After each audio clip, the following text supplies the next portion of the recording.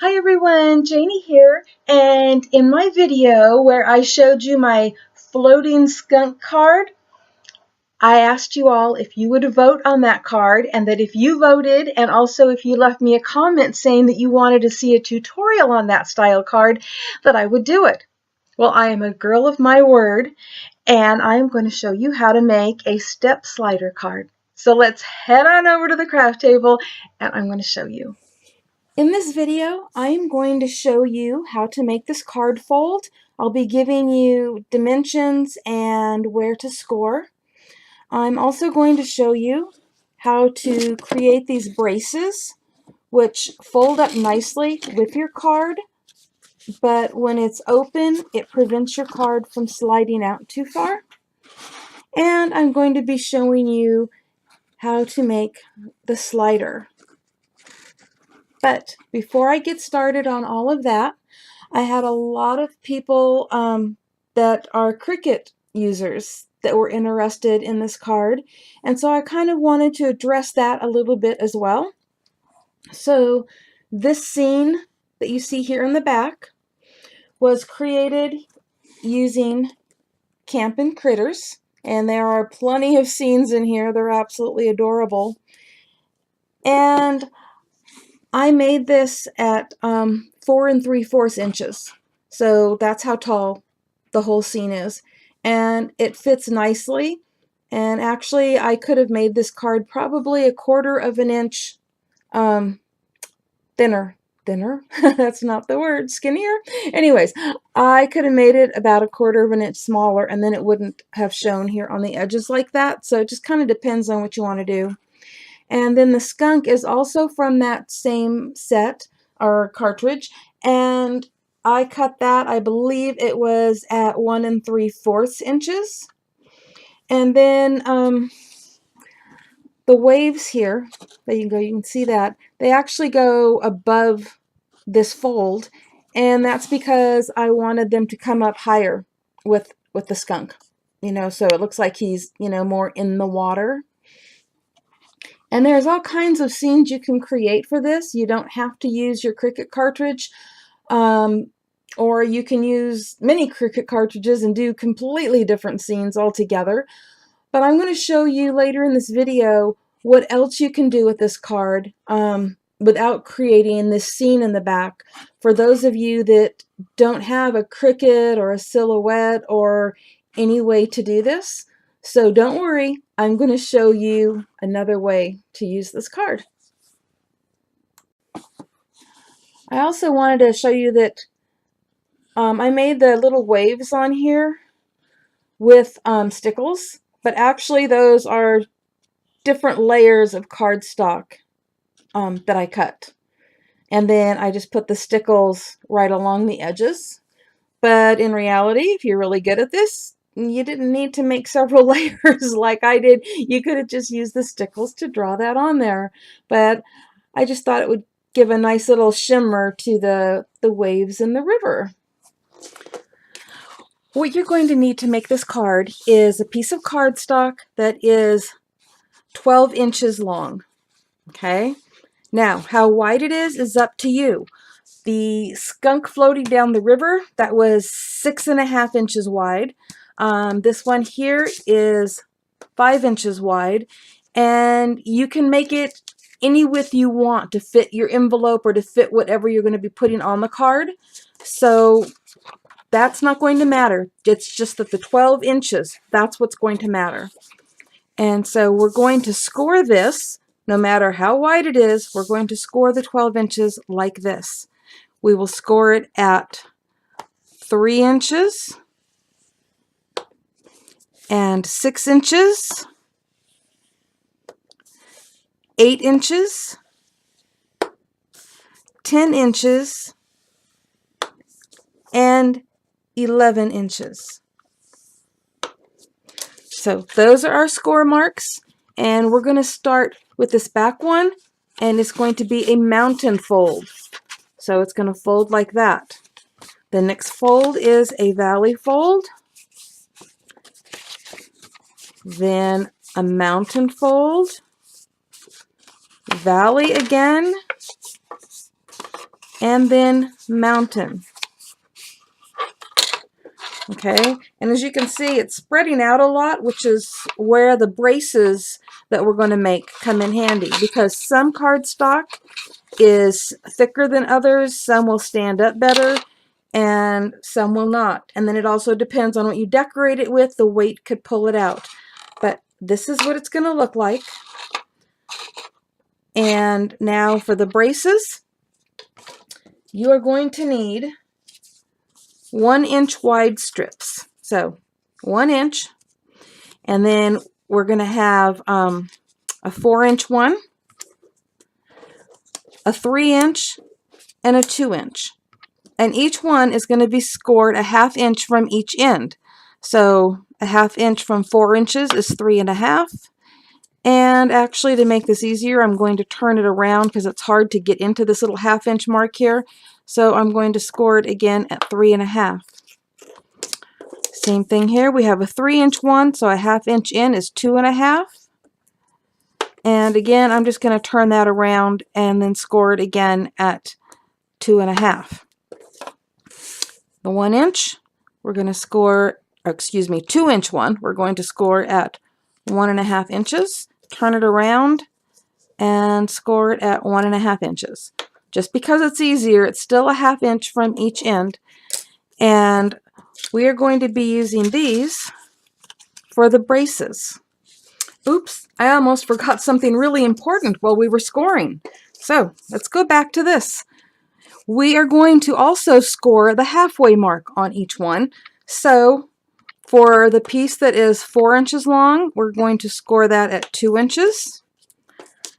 And the piece that is 3 inches long, we're going to score at 1.5. And the piece that is 1 inch long, we will score at 2 inches. There we go. Now these pieces are ready for us to use. The next step is to decide where you want the opening for your slider. Now, first of all, your slider is going to go on the middle step. So here's the first step, here's the second one, and here's the third one. Okay, so it'll go in the middle right here. And I'm going to be using a straight opening on this one, but I wanted to point out that you have a variety of choices of sizes and curves and everything if you get the lawn fawn one that I have, which is the slide on over. But I'm going to go with the straight one, and I have to decide where I want it. And so to do that, I'm taking, in this case, a swan that I'm going to be using with the slider, and I'm going to set it on there in the approximate position and see where I want it. So it's just a matter of getting things kind of lined up where you think you're going to want them. And I think that right there is about where I want mine. So I'm going to carefully move my swan, and I'm going to carefully lay this down and use a little washi tape. I have to get a new piece of washi tape here. So get myself some washi tape here to hold that in place. Get me another piece for the other end. And that's where I'm going to cut my opening. So I'm going to open this out. Make sure that it's opened up. You don't want it folded when you do this. Make sure that it is open. And you're going to run it through your Cuttlebug or whatever die cutting machine you use. So let me just put this right through here. Okay. I'll show you how easy that was to do.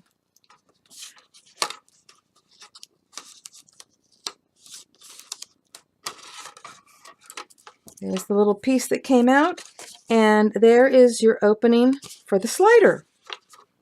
For the next step, you're going to be attaching your slider element. And a lot of people use a penny. I like using a dime, and that's going to be what we're using here in the back. You'll see that here in a second. And you're going to need some foam adhesive. And I like using, the light's shining on that, sorry. I like using these. These are little foam squares, and they are actually just the perfect size. So let me grab a sheet of these. And actually the package comes with the smaller ones and, so I can get it out, and the bigger ones. So you can see the size difference there. So I'm going to take one of these squares and I'm just going to place it directly in the center of the dime and just get it as close to the center as you can possibly get. So there you go. And that is actually going to come right up through there. It's just it's a perfect fit actually. So I'm going to put that in. Actually, I'll lay that down. Makes it easier to have it laying down. And just make sure that it's sitting correctly. So I want to make sure that my square is exactly where I want it to be. And I'm going to take that protective cover off, and then I'm going to take my little swan and I'm going to attach it. Okay, so here we go.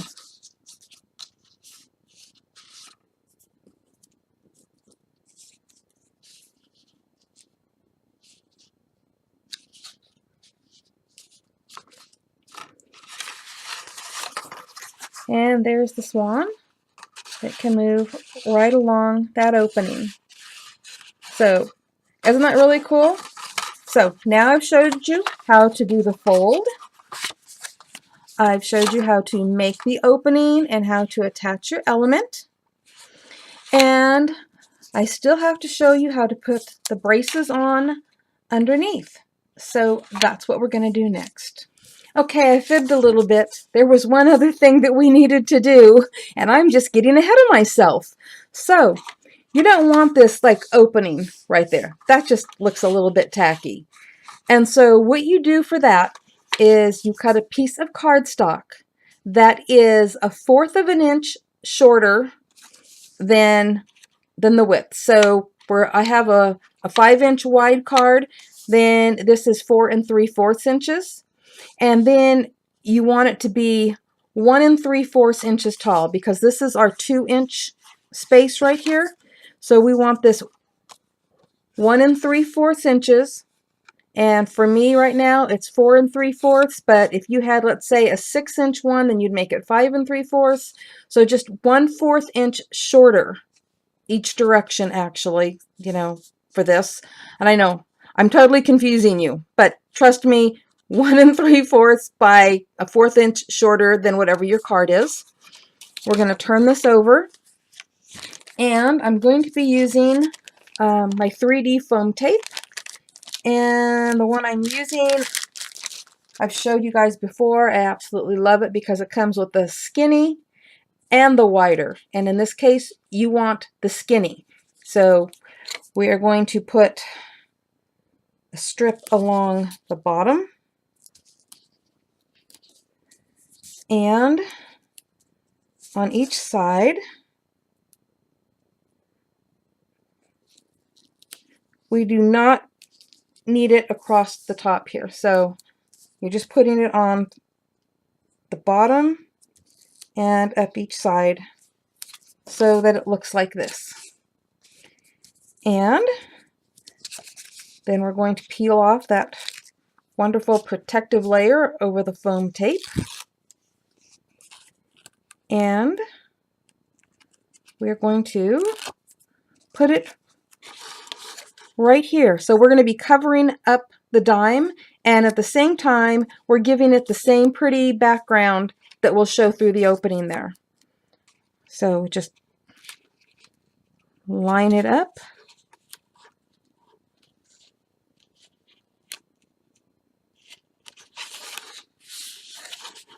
And there you go.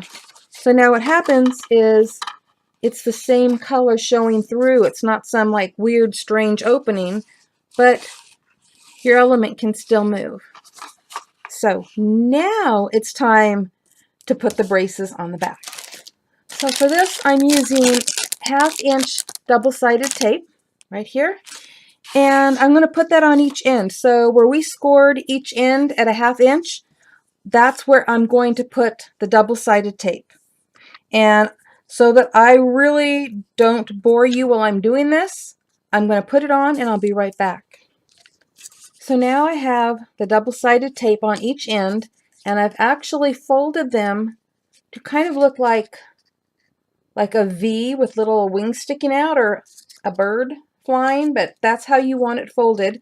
So each one of them are folded the same way. And now we're going to turn our card over. So your longest piece, which was the 4-inch one, is going to go here in the back. So where we had the longer folds or spaces there. And we're going to remove this protective covering. And we're going to put this right up to the edge, right about the middle. Just like that. It doesn't have to be exactly the middle, because obviously I'm off a little bit here.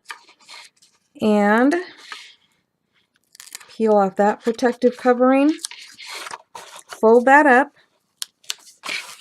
and fold this over.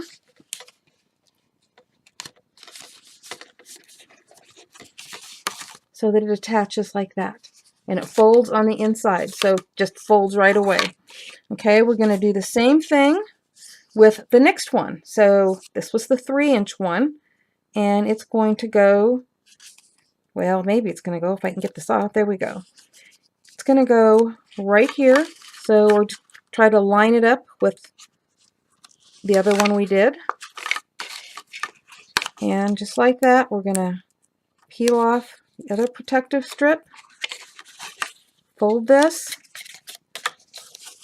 and fold that in. And if you have trouble doing it that way, I'll show you another way. Just bring it straight across to the other side and attach it. But however you do it, it will be folded up on the inside, just like that. And now it's time to do the same thing on our smallest one. So as you can see, as each step gets shorter, so does this brace. So again, we're going to put the brace right there. And if I was not doing this on camera, I honestly would have got them straighter. Fold that over so they're attached. Oops, I got that one bent the wrong direction. Have to bend it down. And give me 1 second, since I did this one backwards. I'm actually going to have to undo it. So be patient while I fix it. At least you can see I'm not perfect. I do make mistakes.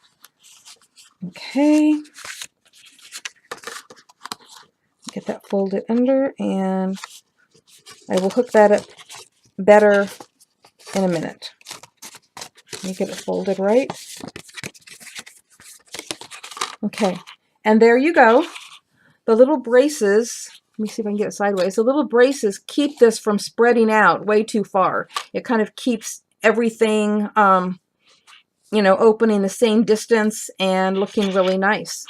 So there is your step slider card. Whoops, little guy got bumped there. Here's what your step slider card looks like. And the next thing to do is decorate it. And since I'm only teaching you how to make this style card, I'm not teaching you how to decorate it, because you don't need to copy everything I do. You have your own imaginations, and you probably don't even have the same things that I have. So I'm not going to waste your time with that, but I will go decorate it, and I will show you what it looks like completed. Here is my completed card, all nicely decorated, and it folds nicely to fit in an envelope, and then opens nicely for display. And those braces that I showed you are going to keep it nice so that it doesn't get all spread out. So it will stand beautifully. And even though I didn't show you me decorating it, I will tell you a little bit about what I used to decorate it. So this stuff here in the front with the swan and these little Okay, forgive me. I can't think of the name of them, and I know you all are going to tell me in the comments. But that's okay. Go ahead and tell me because I'll remember it as soon as I'm done recording. But anyways, that all came from this Thin Cuts set, which is close to my heart. And this is a stamp and die set. So let me show you. And while I'm opening it up, I'll also tell you that it's on my website right now in the clearance bin for $6.75 for the whole set.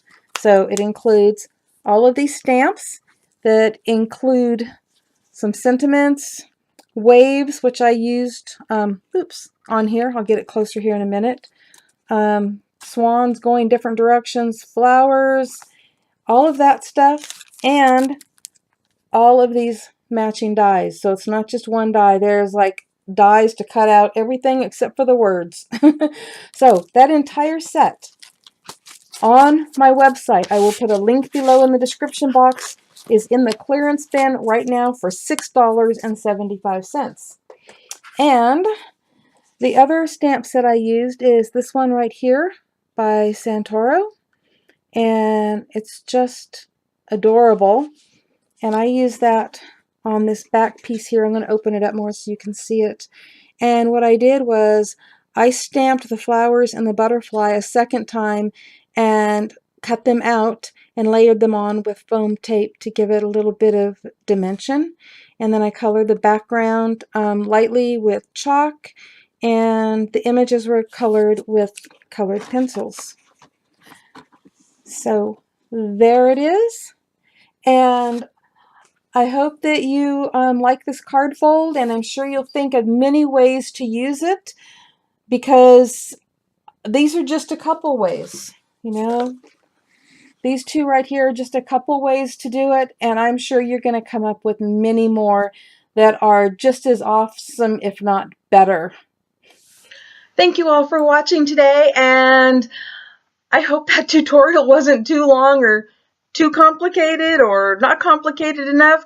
I hope you liked it, and I hope it gives you some ideas on what you can do with it. And also, if you're wondering if I won that competition, at the recording of this video, it isn't over with yet. By the time you see this video, it will be over with. But I'll let you know right now, the other girl is 100 votes ahead of me, so I am not holding my breath. But I sure appreciate all of you voting. I really love the support, and it means a lot to me. Happy crafting, everyone. Bye-bye.